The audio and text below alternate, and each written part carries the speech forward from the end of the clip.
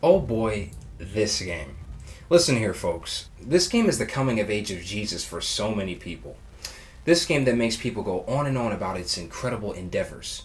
This critical acclaimness is unfair. It is overrated. It's wrong and it's unfair to other games that actually innovated. Now I know it's harsh, but I gotta be honest with you. Other games like Horizon Zero Dawn did something new, get hated on, and its sequel. But this game that recycled the same combat system that is in Dark Souls 3, this game is what people call revolutionary. Don't you think that's overdoing it? What did Elden Ring do that was revolutionary? Nothing. It hasn't revolutionized gaming in any way possible, especially since its combat has been done before 1,000 times. I'm just gonna be real. People blew this game way out of proportion. This game is overrated hard, really hard, especially by die-hard From Software fans who love this game, and I'm happy for them, and they would defend it with their lives, but it's been overhyped hard, really hard. This game didn't do anything new. And it's not revolutionary. My god, it's overrated. Insanely to the highest level. You guys really overhyped this game. You From Software fans out there, you guys really overdid it when you overhyped this game. They claim this game is revolutionary when it has the same fundamental mechanics that were crafted in the very first, let alone other Dark Souls titles. What did it do that was revolutionary? It's open world? Oh, you mean the open world where all you do is fight like a linear action RPG? That's revolutionary? Because it went against the Ubisoft formula? Yes, it did. But what did it replace it with? Nothing. You don't have that design that many open worlds utilize, so you have to replace it with something to keep the open world interesting. I'm not against the Ubisoft design like many people out there are, but if you're going to remove it, replace it with something to keep the open world interesting. Did they? No! So how is that revolutionary? What did it do with its open world environment or combat system that signifies this game to be quote unquote groundbreaking? It didn't break new grounds, it didn't do anything revolutionary. If anything, that combat has been done 1,000 times. And there's other open worlds that let you interact way more than Elden Ring ever could. And yet this game gets all the critical acclaimness, and they call this revolutionary? It's even more critically acclaimed than the first Dark Souls. That blows my mind. Congrats From Software, however, it didn't break new grounds and it's not revolutionary. And again, as I've stated, it didn't do anything new with its combat system or open world environment. And there are other open world titles that let you interact with the open world more than Elden Ring ever could. Because try playing this game, go to its quote unquote open world environment and see what you get. You see, this is the actual problem. It claims it's open world, but its open world is in fact empty. This is a game that plays like a linear action game, even though it's supposed to be an open world, so it should play like one. All you see in this entire environment is a bunch of enemies and bosses to fight, and that's all you do. No open world activities, no RPG mechanics, no environmental interactivity. This game is empty, the world is empty, and it didn't do anything new with its combat. The only thing it did new is, it went against the Ubisoft open world design. Yeah, but it didn't replace it with anything. The combat system is the exact same combat we saw in Dark Souls 3. I already played Dark Souls. I've already experienced Dark Souls 3. How was it? I personally don't even think it's as good as 1. But this game is the same. I fought these types of bosses. I've seen these kinds of assets. The same animations, the same assets. This game is a mod for Dark Souls 3, except it puts you in this empty open world. So add Dark Souls 3's combat and some empty open world, put a bunch of bosses and enemies in it, and you have Elden Ring. That is not revolutionary. That's basically Dark Souls 3 in an open world. This game is kind of boring upon playing extensively. I traveled through its so-called open world, and I found mostly the same type of things you find in Dark Souls. So I just kept going back to the original Dark Souls over and over and over and over. Because why play another Dark Souls-like game again if you could just play the original and get the best experience? Why get the other Dark Souls game that didn't even differentiate itself that much from the previous, aside from the fact that it's quote-unquote open world? And why do I keep saying quote-unquote? Well, what do you do in an open world environment? Travel, explore, quest lines, people to talk to, and dialogue options, environmental interactivity? Interacting with your open world environment, going on quest lines with people, the game world, seeing NPCs, go through routines, exploring and finding places and areas, not just enemies and bosses, but even platforming and puzzles, all kinds of stuff, and even side quests like in Assassin's Creed, where you could race and explore, or Skyrim, where NPCs go through routines, and you could talk to one, and based off of your dialogue choice, you guys could go on a story or side quest together, and unravel some deep plot with amazing places to explore and fight. You weren't just plopped in an open world that just basically has enemies and bosses you fight. Level up, become the Elden Lord, the end. That's it, literally. This simple design, which really is an action RPG design more than anything, that's quite linear, is what people call revolutionary. You fighting some enemies and bosses like this is Dark Souls 1, except it's more open now, or suddenly it's different. You see, why is it that when I go on the internet and see other people play this game, why is it that when I go on the internet and see other people play this game, like Under the Mail, when he played it, he was bored in his live stream. It's like a mod for Dark Souls 3, except with an open world added to a linear action game. And it's still a linear action game at its core. So what is the open world design there for if you're just going to do the exact same thing you do in a linear action game? Here, let me give you the perfect example. There's this game I love. It's called Shadow of Mordor. This is a great game, and some even say it's open world. I have always stated it's not really a linear action game. It's more of an open-ended environment. This is a great game, and some even say it's open world. I have always stated it's not really. It's really a linear action game in a more open-ended environment. People need to know the difference between open-endedness or open level design or world design in open world. Shadow of Mordor is not an open world game. At its core, it's a linear action game. You just go around fighting, and it does have side quests, but it's mainly the same thing, and it does have a complex, brilliant nemesis system. However, you are fighting majority of time. So in Elden Ring, with the combat system of Dark Souls, you are plopped in an open world environment when you're doing what? Oh yes, you are fighting the entire time. It's not like Skyrim. It's not like Fallout. It's not like Assassin's Creed. It's a linear action game at heart. It's a linear action RPG at heart. And it might have a more open environment, but you're not doing any environmental interactivity or anything like that, like what you do in other open world games. Actual open world games that let you do environmental interactivity and have quest line and have quests even outside of fighting and just different quests in general and NPCs that are actually alive and don't just stand still stating one quote. Just like the first Dark Souls, there's way more going on in its open world environment. Take Assassin's Creed for instance, the Assassin's Tombs. You could parkour and travel, platforming, and yet of course you can kill quite a few guards and even raid places and liberate the area and talk to other people and go on missions. Sometimes with people, you can even go into Leonardo's war machines. They have that much variety in its open world design. Meanwhile, this so-called revolutionary game lets you do, oh yeah, you fight some more. You even buy property in GTA San Andreas. And in Assassin's Creed games, you can buy property. And in GTA San Andreas, you can go inside of the property you bought. Elden Ring, what do? Oh yeah, you fight and level up and fight some more. Groundbreaking? Like I'm playing a DLC or something for Dark Souls 3. And From Software fans are hardcore when it comes to defending Elden Ring. No, they trash anyone who has the audacity to say this game is not all that. If you feel this over the top about a person not liking a game, you need to accept the fact that not everybody is going to see the next From Software game as groundbreaking. This game is not revolutionary. The open world is empty, and it might as well be a linear action game. This game should not even be open world because it isn't the open world game they claim it is.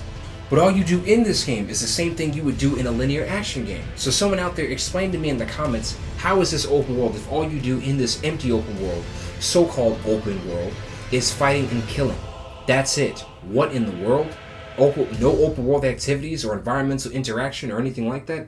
Explain. How in the world is that open world when really you're doing what you do in a linear action game? So this game might as well be like Dark Souls 1 through 3, linear action games. There's no point in putting you in an empty open world environment if you're just going to have me do the same thing I already did in Dark Souls 1 through 3. I already played them. So if you're going to put me in a so-called open world, then make it open world. Don't have me do the same thing I already do in a linear action game, then plot me in this open world environment. Because then the world gets empty, and it's like, this is open world for nothing, just for the sake of selling it to consumers, because everything these days always has to be open world, so they'll buy it because it's popular. The whole point of it being an open world game is for it to let me do things that you do in an open world game. What if it plays? If it just plays like a linear action game, you might as well make it linear. There's no point in a game that is centered around doing the same thing you do in a linear action game. There's no point in that being open world if I can't even do what I do in an open world. So what was the point of having an open world environment if I can't do all the cool things you do in an open world? Now, there are some good aspects of this game, and special thanks to my brother for helping me reassess the game, as he pointed out the fact that I should do that. We had a deep conversation and even debated about this game. Thank you, man. And here it is. I have noticed more things about Elden Ring upon further playing. Elden Ring does actually have other attack moves. Well, sort of. Parrying and kick is already in Dark Souls 1. However, Elden Ring also has upward cut, endure, war cry, spinning slash, impaling thrust, quick step, from Bloodborne, sort of, Stormblade. So Elden Ring's got some new movesets you can learn and equip in the game one at a time, only for specific weapons. So it's still limited to the same attacks as Dark Souls. There's separate movesets from the base combat you can use. I wish there were more, especially on the main attacks, but they did add some new movesets. They even added a few things from their spin-offs like Shield Counter and Quick Step from Bloodborne, which looks a lot like dodging from Bloodborne. So it's still limited to the same attacks as Dark Souls. There's separate movesets from base combat you can use. I wish there were more, especially on the main attacks, but they did add some new movesets. They even added a few things from their spin-offs like Shield Counter and Quick Step from Bloodborne, which looks a lot like dodging from Bloodborne on my other video. I stated they should add more, and they did add some moves. They did add some attacks in the game. It might not be as much as I hoped, but that's still good. They did good there. I'll give them that. But the problem is that they're only for specific attributes in the game, and they can only be equipped one at a time. So you're still limited, and even when it's equipped, it's just one singular attribute. It doesn't change the overall combat, which is still quite limited and hasn't changed much since the very first Dark Souls. I cannot stress enough how similar this game is to Dark Souls. These bosses are punishing, and this game plays just like the way Dark Souls did, where you travel and face some extremely punishing bosses. So I am doing the exact same thing I was doing in Dark Souls, except now it's quote-unquote open world. However, I'm just doing the same things that I'd be doing in a linear action game like Dark Souls. This game is very similar to Dark Souls. I really wish there were more attack moves, like main attack moves in the game. However, I suppose that's their style. However, that's one of my main points. When I played Dark Souls, it had only a few attacks in the spin-offs. They added things like dodging and weaving and parrying.